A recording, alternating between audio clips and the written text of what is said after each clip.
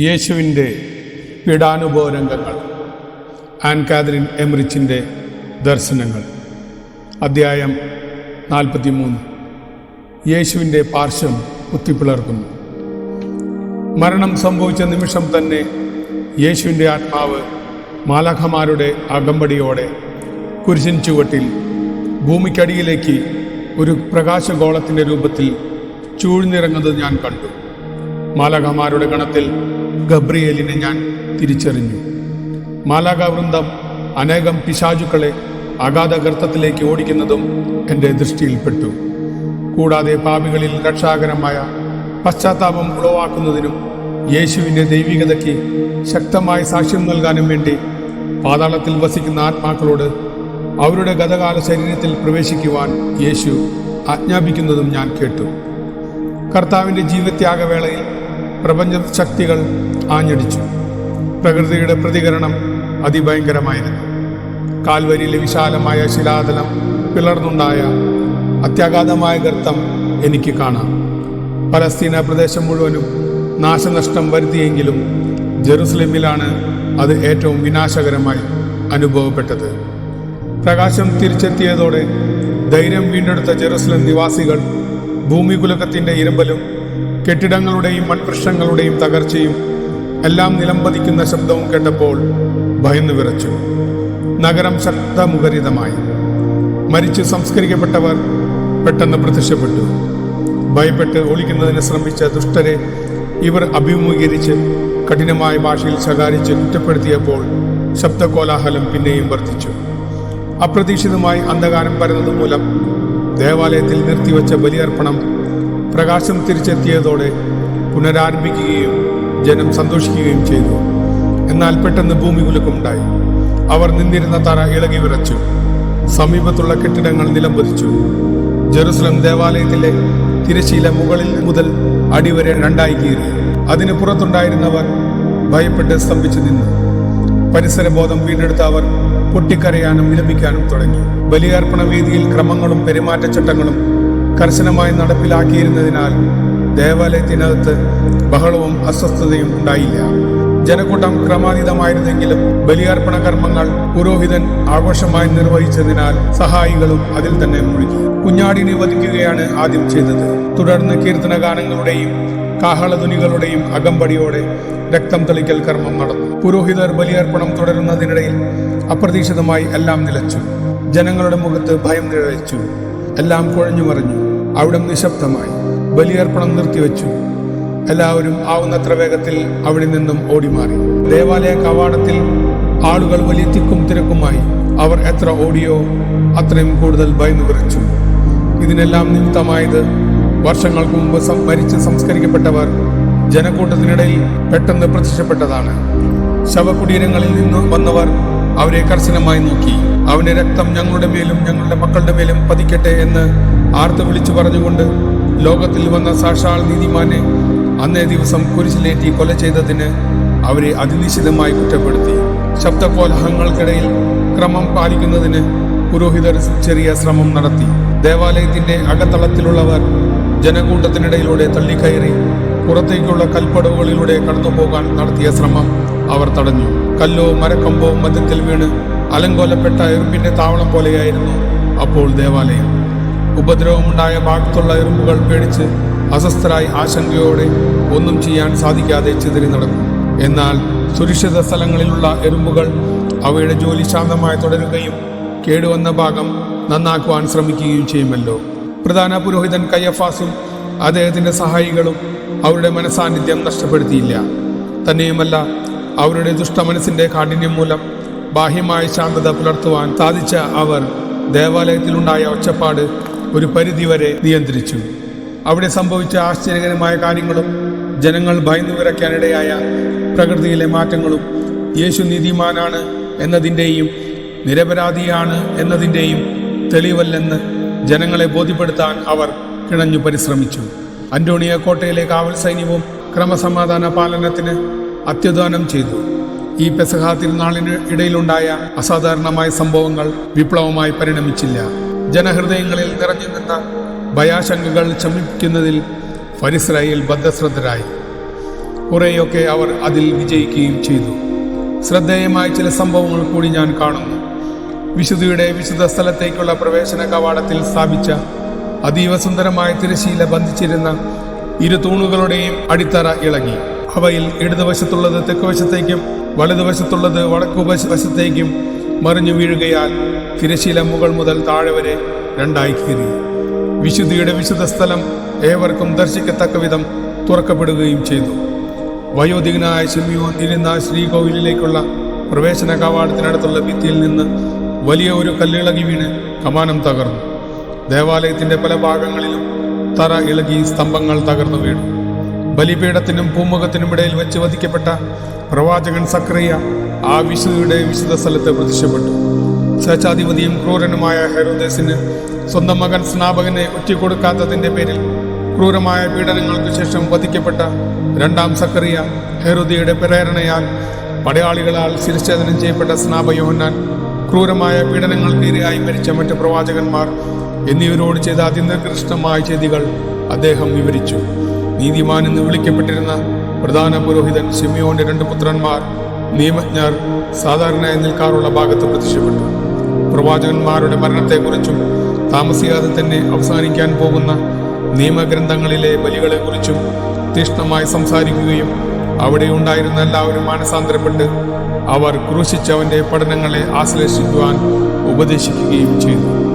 ജെറമിയ പ്രവാചകനും പ്രത്യക്ഷപ്പെട്ട് ബലിപീഠത്തിനരികെ നിന്ന് പഴയ രീതിയിലുള്ള ബലിയർപ്പണം അവസാനിച്ചുവെന്നും പുതിയത് ആരംഭിച്ചുവെന്നും ഗാംഭീര്യത്തോടെ പ്രഘോഷിച്ചു. ഈ വെളിപ്പെടുത്തൽ പുരോഹിതന്മാർക്ക് മാത്രം പ്രവേശനം അനുവദിക്കുന്ന ഭാഗങ്ങളിൽ ആയിരുന്നതുകൊണ്ട് കയ്യാഫാസിനും ചുരുക്കം ചിലർക്കും മാത്രമേ ഇവയെപ്പറ്റി അറിവുണ്ടായിരുന്നുള്ളൂ. അവിടെ നടന്നവ നിഷേധിക്കുന്നതിനും മറച്ചുവെക്കുന്നതിനും സാധിക്കുന്ന വിധത്തിലെല്ലാം അവർ പരിശ്രമിച്ചു. ഈ അപൂർവ സംഭവങ്ങൾക്ക് ശേഷം അവിടെ അസാധാരണമായ മറ്റു ചില കാര്യങ്ങളും ഉണ്ടായി. വിശുദ്ധ സ്ഥലത്തിന്റെ വാതിലുകൾ തനിയെ തുറക്കപ്പെട്ടു. ഇങ്ങനെ പറയുന്നതും ഞാൻ കേട്ടു, വരൂ, നമുക്ക് ഈ സ്ഥലത്ത് നിന്ന് പോകാം. കർത്താവിന്റെ മാലാഖമാരെല്ലാം തൽക്ഷണം ദേവാലയം വിട്ടിറങ്ങി പോകുന്നത് ഞാൻ കണ്ടു. കർത്താവിന്റെ മരണത്തിന്റെ നിമിഷങ്ങൾക്ക് മുൻപ് കാൽവരിയിൽ എത്തിയ 32 ഫരിസയരിൽ എല്ലാവരും തന്നെ കുരിശിൻ ചുവട്ടിൽ വെച്ച് മാനസാന്തരപ്പെട്ടു. ദേവാലയത്തിൽ തിരിച്ചെത്തി അവിടെ നടന്ന സംഭവങ്ങൾ കൂടി കണ്ട അവർ അത്ഭുത സ്തബ്ധരായി. ശക്തമായ ഭാഷയിൽ അന്നാസിനോടും കയ്യാഫാസിനോടും സംസാരിച്ച ശേഷം ആ ഫരിസയർ അവിടം വിട്ടുപോയി.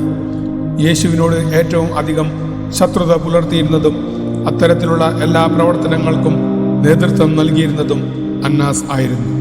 പലസ്തീനയെ ഉലച്ച അസാധാരണ സംഭവങ്ങൾ കണ്ടപ്പോൾ അയാളുടെ ധൈര്യമെല്ലാം ചോർന്നുപോയി. ഒളിക്കുവാൻ ഇടം കണ്ടെത്തുവാൻ അയാൾക്ക് കഴിഞ്ഞില്ല. യഥാർത്ഥത്തിൽ കയ്യഫാസും ഭയചകിതനായിരുന്നു. അയാൾ അത്ര വലിയ അഹങ്കാരി ആയിരുന്നതിനാൽ തന്റെ മാനസിക ഭാവങ്ങൾ മറയ്ക്കാനും അന്നാസിനെ ശക്തിപ്പെടുത്താനും ബോധപൂർവം ശ്രമിച്ചു. എങ്കിലും വിജയിച്ചില്ല. വർഷങ്ങൾക്ക് മുൻപ് മൃതനായി സംസ്കരിക്കപ്പെട്ട ഒരാൾ അവിടെ പ്രത്യക്ഷപ്പെട്ടപ്പോൾ അന്നാസിന്റെ ധൈര്യം നഷ്ടപ്പെട്ടു. ഭയവും കുറ്റബോധവും ഉണ്ടായി. ദേവാലയത്തിൽ ഇതെല്ലാം സംഭവിച്ചുകൊണ്ടിരിക്കുമ്പോൾ ജെറുസലേമിലും ബഹളവും പരിഭ്രാന്തിയും കുറവായിരുന്നില്ല. വളരെ കാലം മുമ്പ് മരിച്ചവരിൽ ചിലർ ശവകുടീരങ്ങളിൽ നിന്ന് പുറത്തു വരികയും അവിടെയെല്ലാം സഞ്ചരിച്ച് പലർക്കും പ്രത്യക്ഷമാവുകയും ചെയ്തു. ഭൂമികുലുക്കത്തിൽ ഇളകിയ കെട്ടിടത്തിന്റെ ഭിത്തികളും മറ്റു ഭാഗങ്ങളും ഭീതി പരത്തും വിധം അപ്പോഴും നിലംപതിച്ചുകൊണ്ടിരുന്നു. അന്ധവിശ്വാസം പിലാത്തോസിനെ കൂടുതൽ പരിഭ്രാന്തനാക്കി. അയാൾ നിന്ന സ്ഥലവും കൊട്ടാരത്തിന്റെ അടിത്തറയും ഭൂമികുലുക്കത്തിൽ വിറച്ചപ്പോൾ ഭയം കൊണ്ട് സംസാര ശക്തി പോലും റോമൻ ഗവർണർക്ക് നഷ്ടപ്പെട്ടു. പരിഭ്രമത്തോടെ അയാൾ ഒരു മുറിയിൽ നിന്ന് മറ്റൊന്നിലേക്ക് ഓടി. അന്യായമായി നീതിമാനെ വിധിച്ചതിൽ കുറ്റപ്പെടുത്തിക്കൊണ്ട് മരിച്ചവരിൽ ചിലർ പിന്നെയും അയാളുടെ മുമ്പിൽ പ്രത്യക്ഷപ്പെട്ടു. ഇവരെല്ലാം ആ ഗലീലിയന്റെ ദൈവങ്ങളാണെന്ന് കരുതി ഉള്ളിലുള്ള ഒരു മുറിയിൽ അവൻ അഭയം പ്രാപിച്ചു. തന്റെ ദേവപ്രതിമകൾക്ക് ധൂപം അർപ്പിച്ച് അവരുടെ സഹായം തേടി. ഹെരോദേസും ഭയപ്പെട്ടു. അയാൾ കൊട്ടാരത്തിനുള്ളിൽ പ്രവേശിച്ച് വാതിലടച്ച് മറ്റുള്ളവരുടെ ദൃഷ്ടിയിൽപ്പെടാതെ ഒളിച്ചിരുന്നു. പല കാലങ്ങളിൽ മൃതരായ 100-ലേറെ ആളുകൾ അവർ ഭൂമിയിലായിരുന്നപ്പോൾ ഉണ്ടായിരുന്ന ശരീരം സ്വീകരിച്ച് ജെറുസലേമിൽ പല സ്ഥലങ്ങളിലും പ്രത്യക്ഷപ്പെട്ട് പട്ടണവാസികളിൽ സംഭ്രമം പരത്തി. പാതാളത്തിൽ നിന്ന് യേശു വിടുതൽ നൽകിയവർ മുഖം മറയ്ക്കാതെ തെരുവിൽ കൂടി അങ്ങോട്ടും ഇങ്ങോട്ടും സഞ്ചരിച്ചു. ഭൂമിയിലായിരുന്നപ്പോൾ ഉണ്ടായിരുന്ന അതേ ശരീരങ്ങൾ തന്നെയായിരുന്നു അവരുടേതെങ്കിലും അപ്പോൾ സഞ്ചരിച്ചപ്പോൾ പാദങ്ങൾ തറയിൽ സ്പർശിച്ചില്ല. തങ്ങളുടെ പിൻതലമുറക്കാരുടെ ഭവനങ്ങളിൽ പ്രവേശിച്ച് യേശുവിന്റെ നിരപരാധിത്വം പ്രഖ്യാപിക്കുകയും അവിടുത്തെ മരണത്തിനായി മുറവിളി കൂട്ടിയവരെ കഠിനമായി ശാസിക്കുകയും ചെയ്തു. അവർ പ്രധാന തെരുവുകളിൽ കൂടി കടന്നു പോകുന്നത് ഞാൻ കണ്ടു. 2 പേർ എന്ന ക്രമത്തിലാണ് സഞ്ചരിച്ചത്. പാദങ്ങൾ ചലിപ്പിക്കാതെ അന്തരീക്ഷത്തിൽ ഒഴുകി നീങ്ങുന്നതായിട്ടാണ് എനിക്ക് തോന്നിയത്. ചിലരുടെ രൂപം വിളറിയിരുന്നു, മറ്റു ചിലരുടേത് മഞ്ഞ കലർന്നത്. നീണ്ട താടികളുള്ള അവരുടെ സ്വരം വിചിത്രമായി അനുഭവപ്പെട്ടു. രോഗാവസ്ഥയിൽ സാധാരണ ധരിക്കാറുള്ളത് പോലുള്ള വസ്ത്രങ്ങളായിരുന്നു അവരുടേത്. യേശുവിന്റെ മേൽ പ്രസ്താവിക്കപ്പെട്ട സ്ഥലത്ത് എത്തിയപ്പോൾ അവിടെ ഒരു നിമിഷം നിന്ന് അവർ ഇങ്ങനെ ഉച്ചത്തിൽ വിളിച്ചു പറഞ്ഞു: യേശുവിന് എന്നേക്കും മഹത്വം, അവന്റെ ശത്രുക്കൾക്ക് നാശം. 4 മണി ആയപ്പോഴേക്കും ഇവരെല്ലാം അവരവരുടെ കുഴിമാടങ്ങളിലേക്ക് തിരിച്ചുപോയി. ദേവാലയത്തിലെ ബലിയർപ്പണം തടസ്സപ്പെട്ടു. അസാധാരണമായ ഈ സംഭവം ഉണ്ടാക്കിയ ഒച്ചപ്പാടും അസ്വസ്ഥതയും മൂലം അന്ന് വൈകുന്നേരം പെസഹ കുഞ്ഞാടിനെ ഭക്ഷിക്കുവാൻ വളരെ ചുരുക്കം പേർക്ക് മാത്രമേ കഴിഞ്ഞുള്ളൂ. കാൽവരി സംഭവങ്ങളോടെ ശബ്ദമുഖരിതമായ ജെറുസലേം പട്ടണത്തിലുണ്ടായ ബഹളം ഏകദേശം ഒരുവിധം ശാന്തമായി. സാബത്ത് ആരംഭിക്കുന്നതിന് മുമ്പ് കുറ്റവാളികൾ മരിക്കേണ്ടതിന് അവരുടെ കണങ്കാലുകൾ തകർക്കുന്നതിനുള്ള അനുവാദത്തിനു വേണ്ടി ആലോചനാ സമിതിയിൽപ്പെട്ട യഹൂദർ പീലാത്തോസിന്റെ അടുക്കൽ ആളയച്ചു. അവരുടെ ആവശ്യം നിവർത്തിക്കുന്നതിന് പീലാത്തോസ് ഉടൻ തന്നെ പടയാളികളെ കാൽവരിയിലേക്ക് അയച്ചു. യേശുവിന്റെ മരണവാർത്ത അറിഞ്ഞ അരിമത്തിയക്കാരൻ ജോസഫ് റോമൻ ഗവർണർ പീലാത്തോസുമായി ഔപചാരികമായ ഒരു കൂടിക്കാഴ്ച ആവശ്യപ്പെട്ടു. കാൽവരിയിൽ നിന്നും ഏറെ ദൂരെയല്ലാത്ത തന്റെ തോട്ടത്തിൽ നിർമ്മിച്ചിരുന്ന പുതിയ കല്ലറയിൽ യേശുവിനെ സംസ്കരിക്കണമെന്ന് അദ്ദേഹം നിക്കോദോമസിനും കൂടി തീരുമാനിച്ചിരുന്നു. ഭയം അപ്പോഴും പീലാത്തോസിനെ വേട്ടയാടിക്കൊണ്ടിരുന്നു.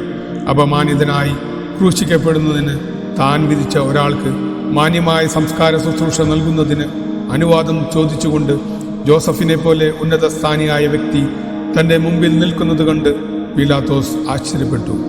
ശതാധിപൻ അബ്നാദറിനെ പീലാത്തോസ് ആളയിച്ചു വരുത്തി. ഗുഹകളിൽ ഒളിച്ചിരുന്ന ശിഷ്യന്മാരെ കണ്ട് സംസാരിച്ച ശേഷം എത്തുകയായിരുന്നു അയാൾ. യഹൂദരുടെ രാജാവ് മരിച്ചു, പീലാത്തോസ് അന്വേഷിച്ചു. കർത്താവിന്റെ മരണം, അവിടുത്തെ അന്തിമ വചസ്സുകൾ, മരണത്തിന് തൊട്ടു മുൻപുള്ള യേശുവിന്റെ ഉച്ചത്തിലുള്ള നിലവിളി, ഭൂമി കുലുക്കത്തിന്റെ ഫലമായി പാറയിലുണ്ടായ വലിയ ഗർത്തം തുടങ്ങിയ കാര്യങ്ങളെക്കുറിച്ച് പൂർണ്ണ വിവരണം അയാൾ പീലാത്തോസിന് നൽകി. യേശുവിന്റെ മരണം ഇത്ര വേഗം സംഭവിച്ചു എന്നതിലാണ് പീലാത്തോസിന് ആശ്ചര്യം ഉണ്ടായത്. കാരണം ക്രൂശിക്കപ്പെട്ട് മരിക്കുവാൻ സാധാരണയായി ദീർഘസമയം വേണ്ടിയിരുന്നു. വളരെ കുറച്ച് കാര്യങ്ങൾ മാത്രമേ അവൻ സംസാരിച്ചുള്ളൂ. എന്നാൽ അബ്നാദർ നൽകിയ തെളിവുകൾ ഓരോന്നും പീലാത്തോസിന്റെ ഭീതിയും കുറ്റബോധം വർദ്ധിപ്പിച്ചു. യഹൂദരുടെ രാജാവിന്റെ ശരീരം കുരിശിൽ നിന്നിറക്കി സംസ്കാര ശുശ്രൂഷകൾ നടത്താൻ അനുവദിക്കുന്ന കൽപ്പന പീലാത്തോസ് ഉടൻ തന്നെ ജോസഫിന് നൽകി. ഈ അഭ്യർത്ഥന മാനിക്കുന്നതിനുള്ള സന്നദ്ധത വഴി മുൻപ് താൻ കാണിച്ച ക്രൂരതയ്ക്കും നീതിയില്ലാത്ത പെരുമാറ്റത്തിനും ഒരളവിലെങ്കിലും പരിഹാരം ചെയ്യുന്നതിന് അയാൾ പരിശ്രമിക്കുന്നത് പോലെ തോന്നി. ഈ കൽപ്പന പുരോഹിതരെ പ്രകോപിതരാക്കും എന്ന് അയാൾക്ക് നന്നായി അറിയാമായിരുന്നു. 2 കള്ളന്മാരുടെ മധ്യേ അപമാനിതനായി യേശുവും സംസ്കരിക്കപ്പെടണം എന്നതായിരുന്നു പുരോഹിതരുടെ ആഗ്രഹം. അവരെ ഇപ്രകാരം ഭഗ്നാശരാക്കുന്നതിൽ അയാൾ പ്രത്യേക സന്തോഷം കണ്ടെത്തി. തന്റെ കൽപ്പനകൾ നടപ്പിലാക്കിയെന്ന് ഉറപ്പുവരുത്തുന്നതിനായി അയാൾ ഒരു സന്ദേശവാഹകനെ കാൽവരിയിലേക്ക് അയച്ചു. യേശുവിനെ കുരിശിൽ നിന്ന് താഴെ ഇറക്കുന്നതിന് ആ സന്ദേശവാഹകൻ സഹായിക്കുന്നത് ഞാൻ കണ്ടു. അത് അബ്നാദർ തന്നെ ആയിരുന്നു. പീലാത്തോസിന്റെ അരമന വിട്ടയുടൻ അരിമത്ഥ്യക്കാരൻ ജോസഫ് നിക്കോദോമസുമായി ഒന്നിച്ചു. യേശുനാഥൻ കുരിശു ചുമന്ന് കാൽവരി യാത്ര ആരംഭിച്ചപ്പോൾ കഠിനമായ നിന്ദനമേറ്റ ഇടവഴിയിലൂടെ അടുത്ത് പ്രധാന തെരുവിന് എതിരെയുള്ള ഭവനത്തിലാണ് നിക്കോദോമസ് അരിമത്ഥ്യക്കാരൻ ജോസഫിനെ കാത്തുനിന്നത്. പരിമള സസ്യങ്ങളും സുഗന്ധദ്രവ്യങ്ങളും കച്ചവടം ചെയ്തിരുന്ന ഒരു സ്ത്രീയുടേതാണ് ആ വീട്. യേശുവിന്റെ ശരീരം പൂശുന്നതിന് ആവശ്യമായ ഒട്ടേറെ സുഗന്ധദ്രവ്യങ്ങൾ നിക്കോദോമസ് അവിടെ നിന്ന് വാങ്ങി. വില കൂടിയവ മറ്റു പല സ്ഥലങ്ങളിൽ നിന്ന് അവൾ എത്തിച്ചു കൊടുത്തു. യേശുവിന്റെ ശരീരം പൊതിയുന്നതിന് ഒരു മികച്ച കച്ച വാങ്ങുവാൻ ജോസഫ് നഗരത്തിലേക്ക് പോയി.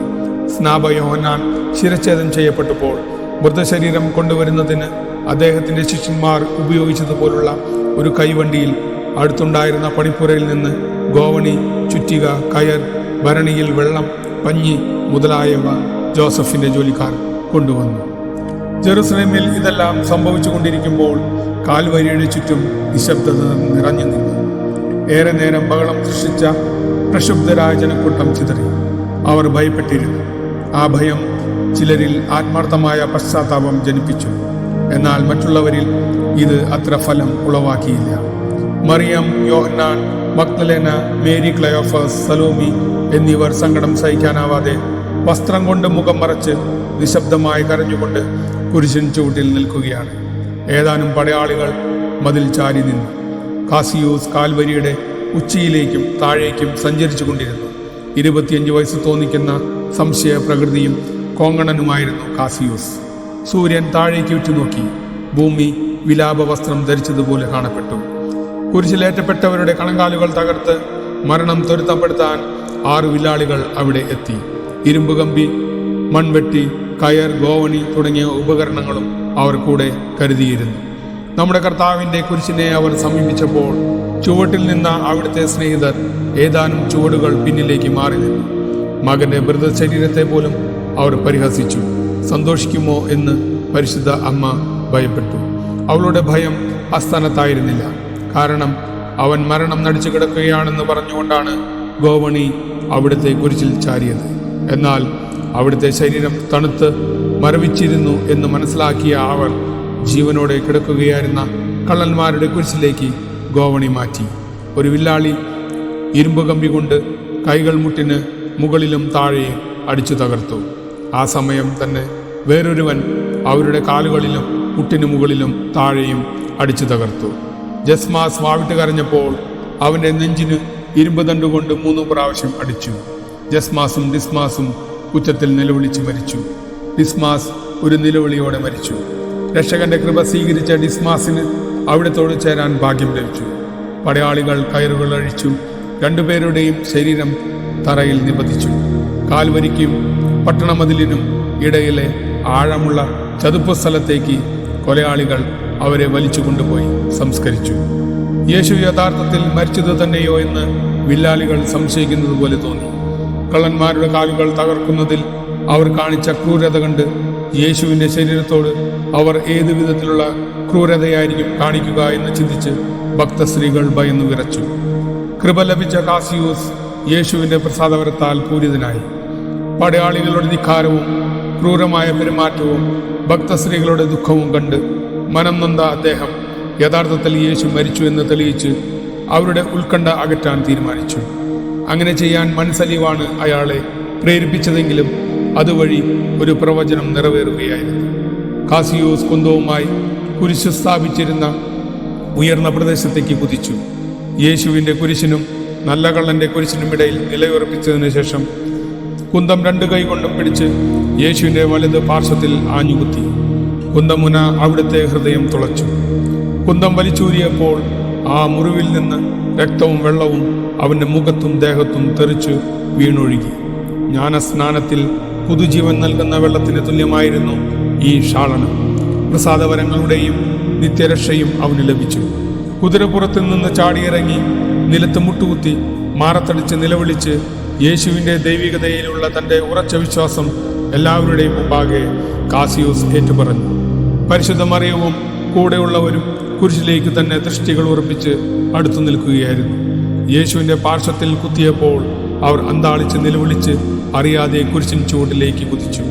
കാസിയൂസ് യേശുവിന്റെ വിലാവിലൂടെ കയറ്റിയ കുന്തം തന്റെ ഹൃദയത്തിലൂടെ കടന്നുപോയതായി മറിയത്തിന് അനുഭവപ്പെട്ടു.